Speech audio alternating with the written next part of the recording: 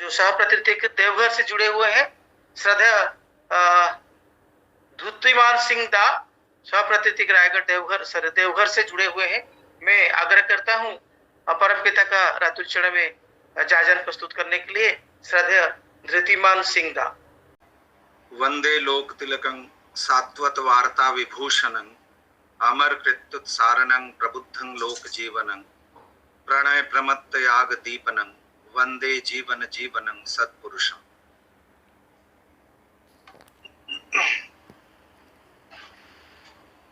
Actually एक तो सुबह अभी तुरंत ठाकुरबाड़ी से प्रेयर के बाद आया वापस, बहुत मतलब मुश्किल में पड़ जाता हूं मैं। तो आज इतना कठिन आग्रह था कि रहना ही पड़ेगा, और ऑनलाइन की इसकी आदत भी चली गई है, तो टेक्निकली भी कुछ लग रहा था जैसे कुछ प्रॉब्लम हो रहा है। तो आदत बहुत दिनों से छूट गई है। विगत सालों से तो काफी हम लोग एक्वेंटेड हो गए थे डिजिटली, कैसे क्या करना है। तो मुझे आज अजीब लग रहा था कि काफी बहुत दिनों के बाद इस तरह से ऑनलाइन में आना पड़ रहा है। तो एनीवे, और सुबह सुबह तो बहुत दिक्कत होती है इस समय बोलना, लेकिन ठीक है, होता है। इन असुविधाओं को ओवरकम करना ही तो लाइफ है, जीवन है। कि जो एक्चुअली श्री ठाकुर एक बार पबना आश्रम की घटना है कि हम लोगों की जो निष्क्रियता रहती है, आलस्य प्रवण जो प्रवृत्ति है, तो इससे ही थोड़े ठाकुर को ये लगा कि आश्रम के लोग थोड़े उनमें सक्रियता की कमी है। तो कहते थे कि मुझे कभी कभी मन करता है कि आश्रम में बंदर को पोष के रख दूं। कुछ बंदर रहेंगे तो नेचुरली जहां बंदर रहता है तो वो तो सामान या जो सब्जियां लगे हैं या कुछ भी, ये सब तो उलट पुलट करने की कोशिश करेगा। तो उससे रक्षा करने के लिए लोग एक्टिव रहेंगे, हमेशा सजग रहेंगे। तो इस कारण से तो, लेकिन अब बंदर पोषना तो हुआ नहीं।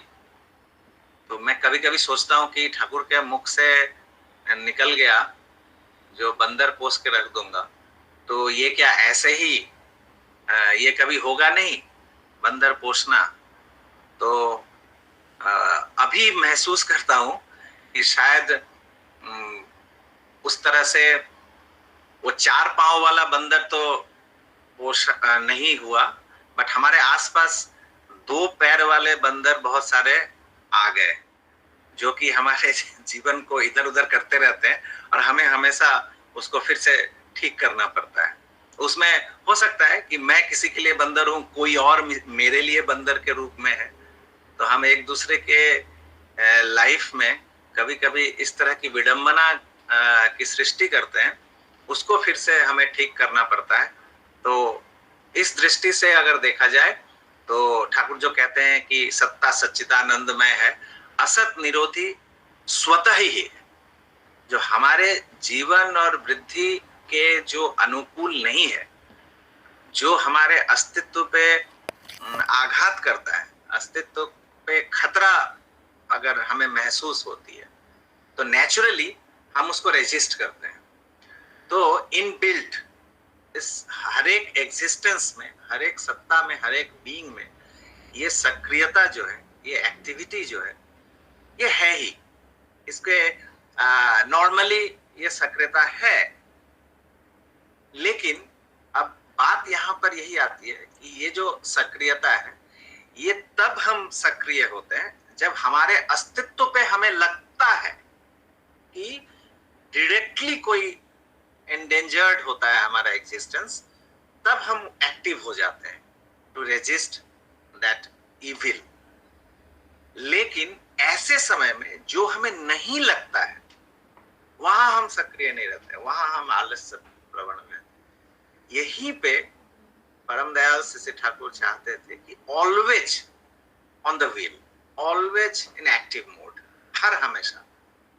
तो इसलिए देखेंगे कि हम लोग जब यजन जब करते हैं, उस यजन में भी ठाकुर जी का है ना, जो आप स्वतः अनुज्ञा जो दीक्षित हैं वो जानते हैं कि जब हम मेडिटेशन करते हैं, नाम ध्यान करते हैं, तो नाम ध्यान करने के तुरंत बाद हम एक स्वतः अनुज्ञा, ऑटो सजेशन जो है, वो हम उसका एक संकल्प, रिजॉल्व, एक रिजोल्यूशन लेते हैं। क्या? न मैं अक्रोधी, मैं अमानी, मैं निरलस, काम लोभ जितवशी। ये जो निरलस है, तो मेडिटेशन करने के बाद ये जो एक इनएक्टिव बैठकर जो ये कंसंट्रेशन का ये जो प्रैक्टिस है, एंड इमीडिएटली आफ्टर दैट वो सक्रिय होना, तो इसका हम ओथ लेते हैं प्रतिदिन कि हम अपने जीवन में इस सक्रियता को मेंटेन करेंगे। एक है जिसमें किसी भी गुरुजन के पास जब हम जाते हैं, तो जब उनको हम प्रणाम करते हैं, तो प्रणाम करने के बाद ही तुरंत उनके मुख से आशीर्वचन निकलता है, दीर्घ जीवी भव, सुदीर्घ जीवी भव, हाँ, लीव लॉन्ग। ये जो मन से आता है, तो ठाकुर को एक बार इस विषय में चर्चा हो रही थी, तो ठाकुर कह रहे हैं कि कभी कभी प्रणाम करते वक्त, पहले के समय में, अभी तो इस तरह का पता नहीं कोई बोलते हैं या नहीं, बट कहते थे कि तुम्हारे अंतर में, तुम्हारे हृदय में कृष्ण के प्रति भक्ति हो, तुम्हारे हृदय में ईश्वर के प्रति भक्ति हो। ये आशीर्वचन निकल आता था गुरुजनों के मुख से। तो श्री ठाकुर कह रहे हैं कि ये जो कृष्ण के प्रति भक्ति हो, तो मेरा मन करता है बोलने को कि कृष्ण के प्रति अनुरागी हो, तुम कृष्ण के प्रेमी बनो। क्योंकि भक्ति में एक तरह से उसमें कर्म योग, ये भक्ति में साधारणतः दिखता नहीं है। लेकिन अनुरागी अगर हम होते हैं, प्रेमी अगर होते हैं, हम उनके प्रति अनुरक्त जब होते हैं, तो जब ही ये अनुरागी उनको, वो मुझे अच्छे लगते हैं, तो फिर उनके लिए कुछ न कुछ करने की प्रेरणा जगती है अंतर में। और एक व्यक्ति जब अनुरागी होगा, जब प्रेमी बनेगा, तो ऑटोमेटिकली भक्ति जो है वो अनुसरण करती है प्रेम का। तो प्रेम होने से नेचुरली, तो वही मैं कहता हूं कि ठाकुर के इस बातों से लेकर मैं कह रहा हूं कि अगर कोई कहता है कि सुदीर्घ जीवी भव, तो इसका मतलब है कि वो कहना चाह रहे हैं कि सुदीर्घ जीवी होने के लिए जिस पथ पर चलना चाहिए, जो कर्मों को करना चाहिए, वो करने के लिए वो आदेश दे रहे हैं। कहते हैं कल्याण वस्तु, जो कल्याण हो, तुम्हारा कल्याण हो। तो कल्याण हो का मतलब ही है कि वो कहना चाह रहे हैं कि कल्याण के पथ पर, कल्याण अपने जीवन में पाने के लिए जो अनुशासन है, उस इसलिए ठाकुर कहते हैं ना, जो आशीर्वाद का मतलब ही होता है अनुशासनवाद। तो आशीर्वाद जब हम ग्रहण करते हैं, तो वो कह रहे हैं कि ये डिसिप्लिन को ग्रहण करो, इन अनुशासनों को अपने जीवन में पालन करने की कोशिश करो, और तो नेचुरली तुम्हारे जीवन में वो आशीर्वाद वहन होके आएगा। तो यही सक्रिय जो कर्म है, कर्म प्रवणता, तो ये कर्ममय जीवन, ये इसके बिना मतलब निश्चेष्ट आलस्य प्रवण होकर सिर्फ हरि बोल या हरि नाम गुणगान करने से, या ग्रंथ आदि का सिर्फ पाठ कर रहे हैं, उन बातों को अपने आचरण में अगर नहीं ला रहे हैं, अपने अप्लाइड डिवोशन जिसको कहते हैं, जैसे एक साइंस होता है जो कि थियोरेटिकली लोग पढ़ते हैं, और एक होता है अप्लाइड साइंस, कि जो विज्ञान मैं उस पाठ्यक्रम में या सिलेबस में पढ़ता हूँ, वो मेरे आसपास, मेरे परिवेश में वो मुझे दिखता है या नहीं। वो इसलिए कहते थे ना, जो ऋषियों को कहा जाता था सीयर्स। इंग्लिश का जो वर्ड है ऋषि का, वो है सीयर्स। और सीयर का जो हिंदी उसका अगर अर्थ हम करें या संस्कृत जो अर्थ करें, तो उसका मतलब होता है दृष्टा, जिन्हें दिखता है, जो देखते हैं। तो इसलिए वेद को कहा जाता था रियलाइज्ड ट्रुथ। जो वेद जो था वो अपने इंद्रियों, अपना जो वो कर्मेंद्रिय और ज्ञानेंद्रिय, ये समस्त कुछ के द्वारा जो अनुभूत किया गया जो ज्ञान है, जो उन्हें दिखता है अपने परिवेश में, वो है वेद, वही है ज्ञान। तो ऋषि जो होते थे वो सीयर्स होते थे, वो दृष्टा पुरुष होते थे। तो पुरुषोत्तमों का अगर जीवन है तो वो जितने सारे विज्ञान हैं, वो विज्ञान उन्हें अपने कर्मेंद्रियों और अपने ज्ञानेंद्रियों के द्वारा अप्लाइड लाइफ है उनका। इसलिए ठाकुर कहते थे कि my life is my materialized maxim. जो अगर ठाकुर के किसी भी वाणी को अगर आपको समझना है, ठाकुर इवन सत्यानुसरण की बात मैं कहता हूं, अभी सत्यानुसरण पंक्ति, उस विषय को अगर समझ में नहीं आता है कि इसका मतलब क्या है, तो dive into the life of our beloved Shashi Thakur. आप उनके जीवन में अवगाहन कीजिए, आप उनके जीवन में डुबकी लगाइए, आपको उनकी हर एक बातों का अर्थ मिल जाएगा। तो वही मैं कह रहा हूं कि ये जो अप्लाइड, जो हम बोलते हैं, जो हम सोचते हैं, जो हम पढ़ते हैं, जो हम समझते हैं, वो हमें दिखता है या नहीं, अपने परिवेश में, अपने आसपास में वो दिखता है या नहीं। तो ये अप्लाइड डिवोशन जिसको है, तो इसलिए मेडिटेशन के द्वारा जो भी मेरे मन तीक्ष्ण हुआ, ग्रहणक्षम हुआ, रिसेप्टिव हुआ, ये सब कुछ हुआ, इन सबको फिर एक्टिविटीज में हम अपने कर्म में उसको अप्लाई करते हैं। और अगर वो नहीं होता है तो ये बंध्या, स्टेराइल नॉलेज, स्टेराइल डिवोशन ये होता है। और ये सक्रियता अगर मैं कहूं तो अभी थोड़ी देर पहले, 1-2 दिन पहले ही शाश्वती ग्रंथ पाठ हो रहा था सुबह में, तो उसकी एक वाणी थी। बांग्ला में मुझे ध्यान है, बट हिंदी में मैं कोशिश करता हूँ उसका ट्रांसलेट करने का।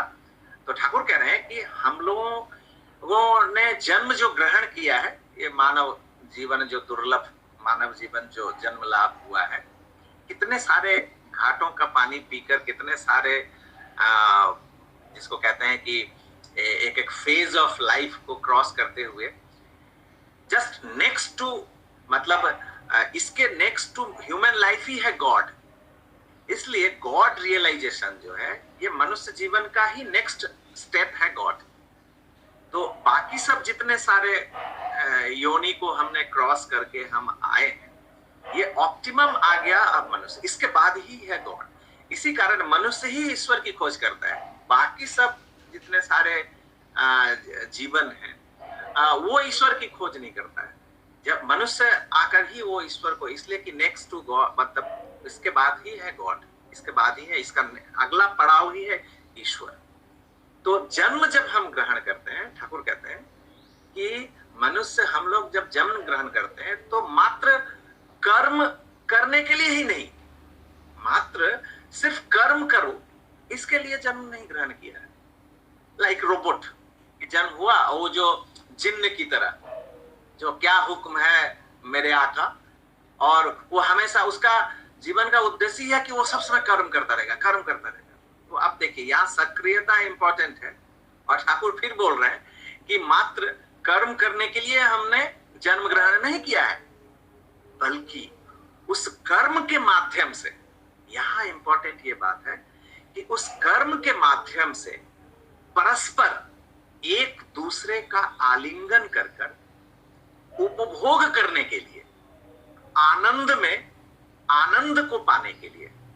और आनंद का मतलब सुख नहीं होता है माइंडेड। ठाकुर कहते हैं आनंद मतलब होता है ब्लिसफुल बिकमिंग, जो वर्धन है, वृद्धि है, तो ग्रोथ है। तो आनंद का मतलब है विस्तार, जिससे आज जो है उससे मेरा दायरा जो है वो और एक्सपैंड होकर एज ए ह्यूमन बीइंग मेरा जो एक्सपेंशन हुआ, दैट इज आनंद। तो ठाकुर कहते हैं कि कर्म हम करते हैं परस्पर एक दूसरे का आलिंगन करके उपभोग करने के लिए, आनंद के लिए, और फिर उस उपभोग को जो एंजॉय हमने किया, उस उपभोग को ईश्वर में न्यस्त करके सार्थक करने के लिए, और उनमें संन्यस्त जीवन एवं जगत में उनको ही उपभोग करने में है परम सार्थकता।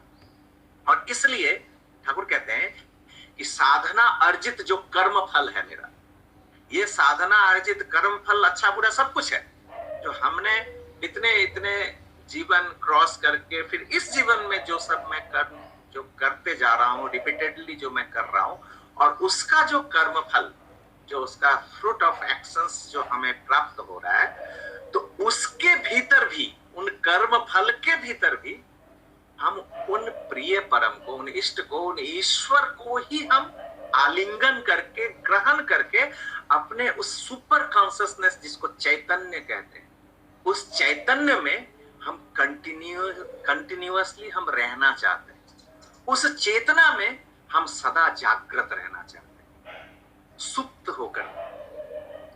तो ये जो कर्म है, मात्र कर्म, वो एक हम एग्जाम्पल ले सकते हैं कि समुद्र मंथन जब हुआ था, तो समुद्र मंथन में दोनों इन्वॉल्व थे, सुर और असुर, राक्षस और देवता, और दोनों सक्रिय थे, माइंडेड।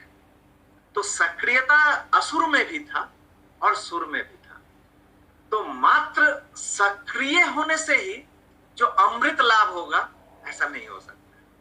और इसी कारण से ये जो सक्रियता है, तो ठाकुर कहते हैं कि सक्रियता जब तक सत्क्रियता ना हो, सत मतलब होता है गुड, जो मंगल है, जो कल्याण है। और ठाकुर का गुड, ठाकुर का कल्याण का मतलब ठाकुर कहते हैं मूर्त मंगल जो है, जो लिविंग गुड है, द एम्बॉडीमेंट ऑफ गुड है, जो जीवंत, जो मूर्त रूप से कल्याण है। तो वो मूर्त कल्याण, उस मूर्त कल्याण रूपी इष्ट आदर्श पुरुषोत्तम, मेरा प्रत्येक कर्म, मेरा प्रत्येक एक्टिविटीज अगर उनको सार्थक नहीं करता है, मेरे जीवन का प्रत्येक उपभोग, मेरा हर एंजॉयमेंट अगर उसमें अगर मेरे प्रिय परम सार्थक नहीं होते, तो फिर वो असुर वाली एक्टिविटीज होगी।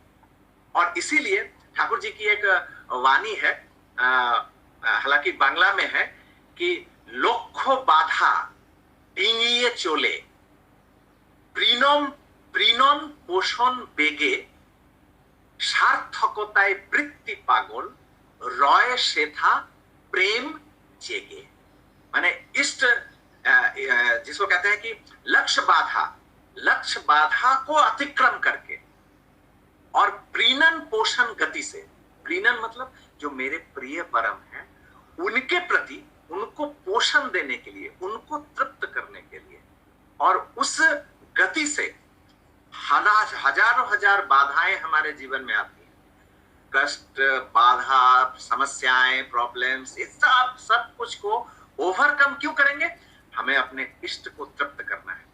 और उस सार्थकता में ही हमारे जितने सारे पैशंस हैं, कॉम्प्लेक्सेस हैं, वृत्तियां हैं, प्रवृत्तियां हैं, सब कुछ सार्थक करेंगे उस प्रिय पोषण के लिए।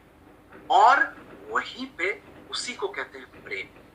प्रेम सदा जागृत रहती है वहीं पे जहां हमारी सभी वृत्तियां सार्थक होती है, उस श्रेष्ठ, उस श्रेष्ठ के पूजा में, उनके संवर्धन में, उनकी तृप्ति में।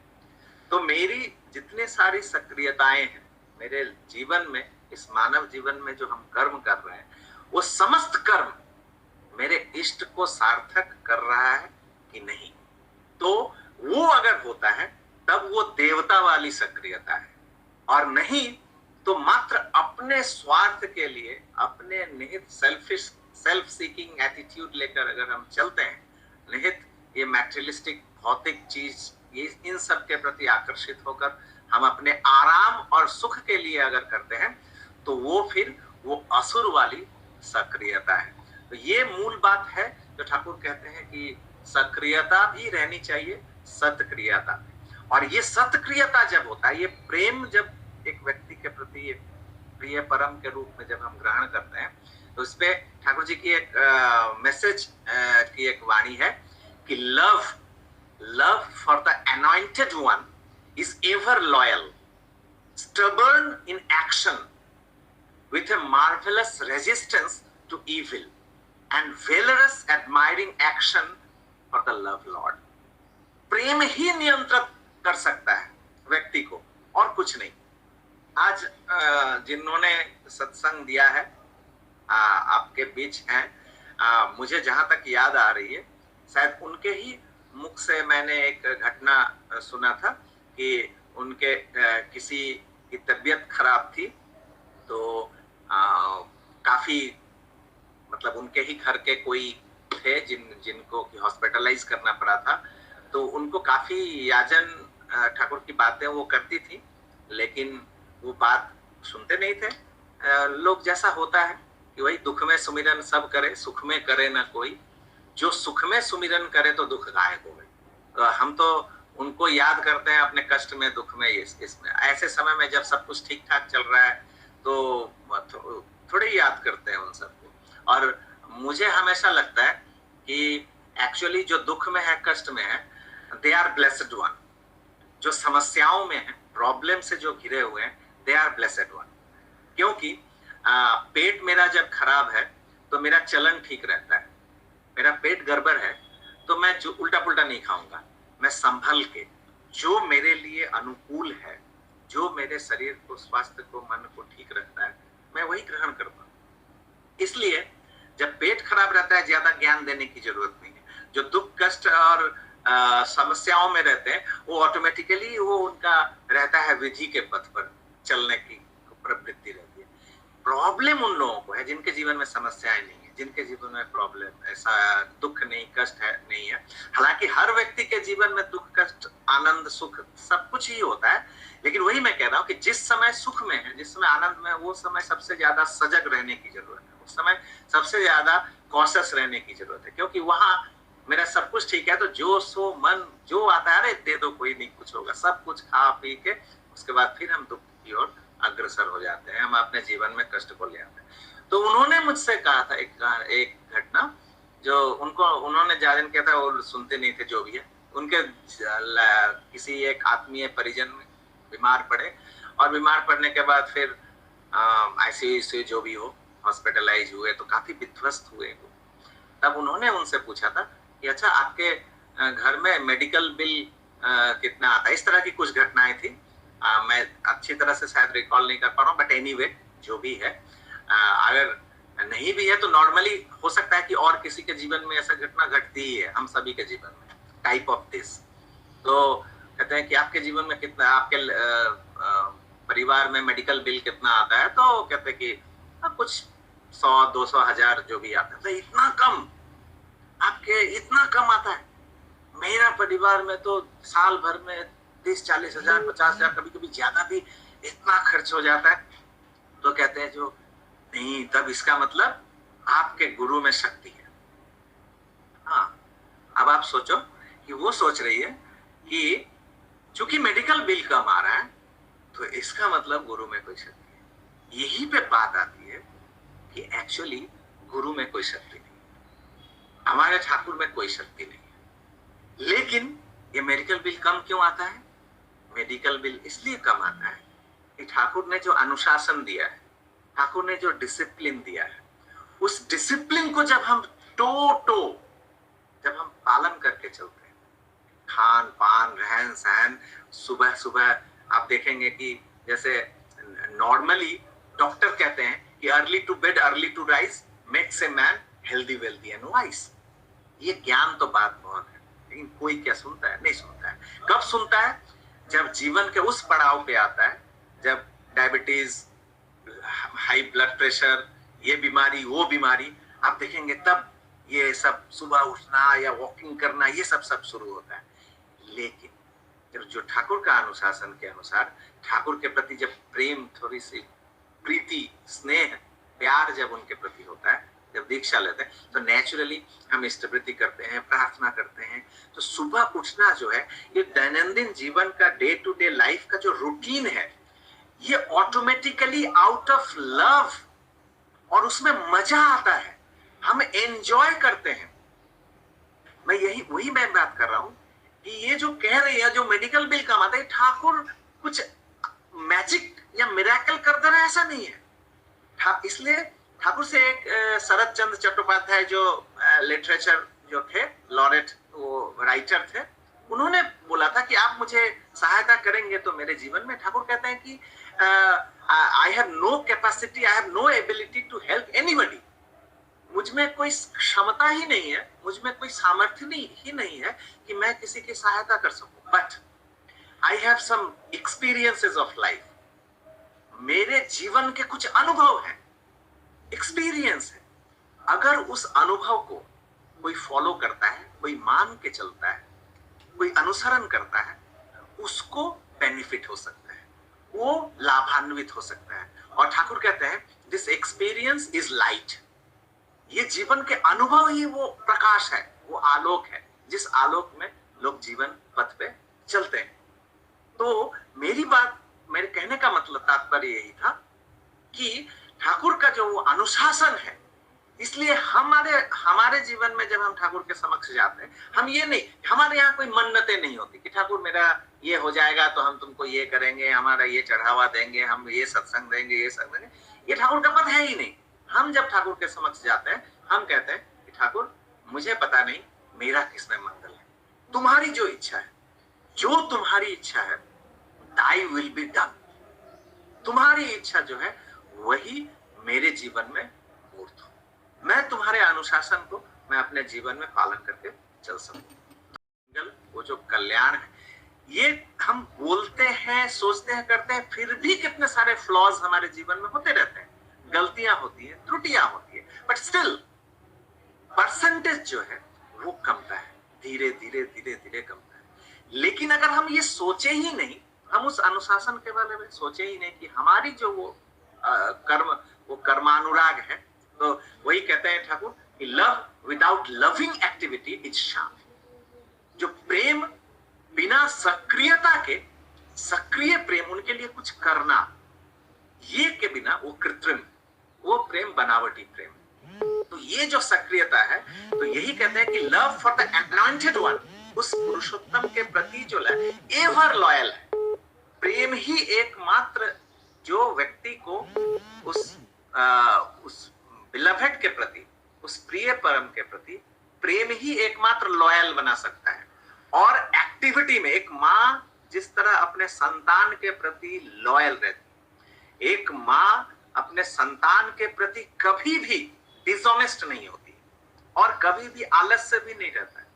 उस एक लड़की जो है, आप देखेंगे अविवाहित मैं कह रहा हूं, वो बहुत हैपाजर्ड उसका लाइफ होता है, वेवर्ड लाइफ होता है, वो उच्छृंखल जीवन यापन होता है, खाने का ठीक नहीं है, सोने का ठीक नहीं है, जब मर्जी रात भर जगती है, ये करती है, वो करती है, बहुत सारा, घर में कितने सारे डांट पड़ते हैं उस पर, लेकिन वो सुनती नहीं, वो अपना जीवन यापन करते रहती। वही लड़की जब उसका विवाह होता है, और विवाह होने के जैसे ही तुरंत उपरांत वो अपने गर्भ में कंसीव करती है, एक पृथक सत्ता को जब वो अपने जीवन में अपने धारण करती है, अपहोल्ड करती है, तुरंत उसका लाइफस्टाइल बदल जाता है।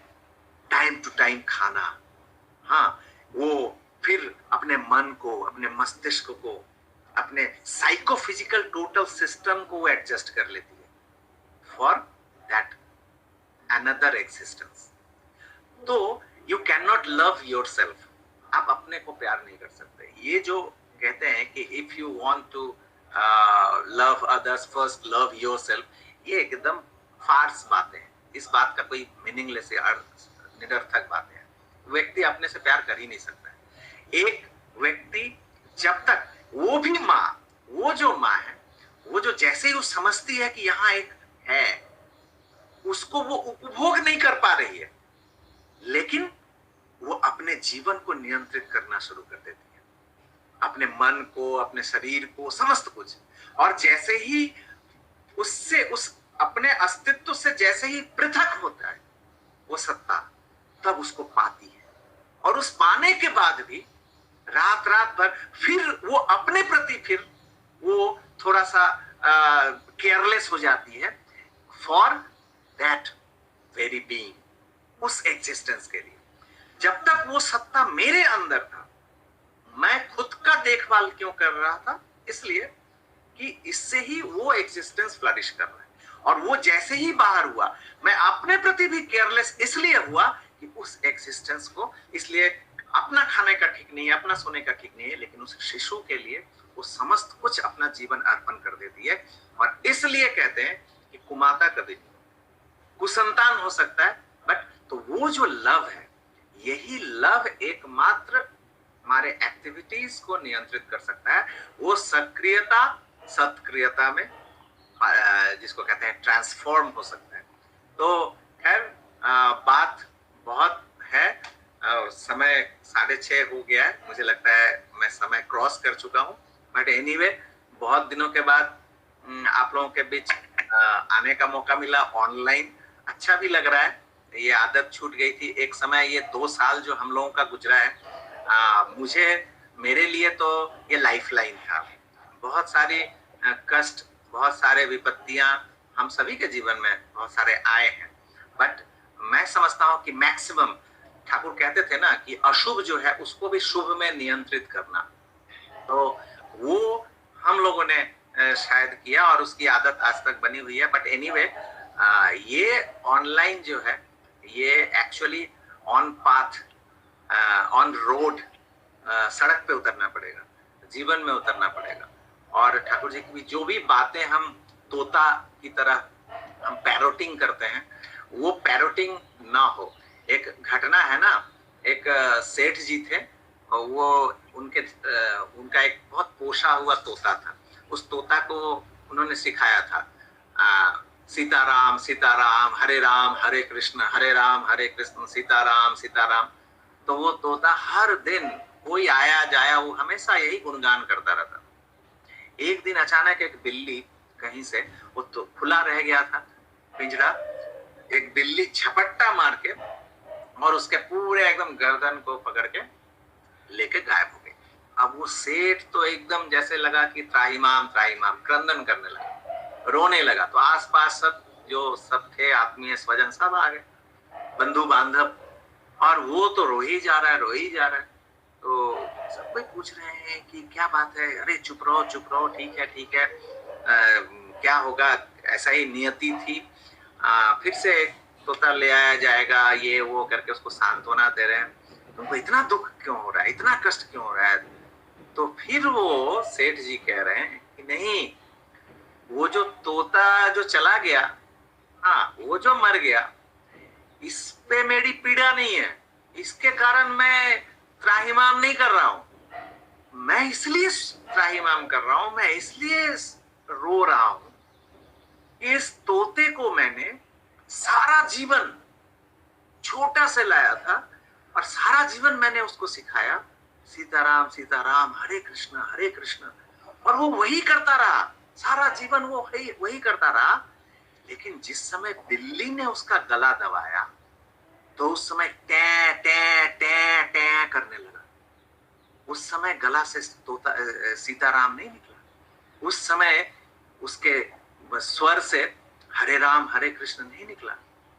तो मैं जो इतना हर दिन हरे कृष्ण ये जो भजन कीर्तन मैं कर रहा हूं, कहीं मेरी भी तो परिणति ऐसी नहीं होगी कि वो जब बुलावा आएगा उस समय मेरे मुंह से भी तो कहीं टै टै ना निकले। तो इसलिए मैं रो रहा हूं कि मेरी भक्ति कहाँ पे, मेरा प्रेम उनके प्रति है या नहीं। वही बात ये है कि हमें इसलिए सक्रिय प्रेम अपने आसपास पड़ोस जो भी हैं सबके जीवन में वो इष्ट संचारित हो, और वो सबसे पहले मेरा रिफ्लेक्शन होगा मेरे परिवेश में। तो हम ठाकुर जी की जो भी बातें अगर हम सुनते हैं, बोलते हैं, मनन चिंतन करते हैं, वो मेरा सक्रिय जीवन में वो प्रस्फुटित मैनिफेस्ट ट्रांसलेट हुआ या नहीं, ये सबसे महत्वपूर्ण है। एनीवे, प्रभु से प्रार्थना है हम सभी अपनी 1000 त्रुटि विच्युति गलतियों को लेते हुए भी मैं तुम्हारे पथ पे चलूंगा, ये एक संकल्प है, यही सबके जीवन में हो। जय गुरु।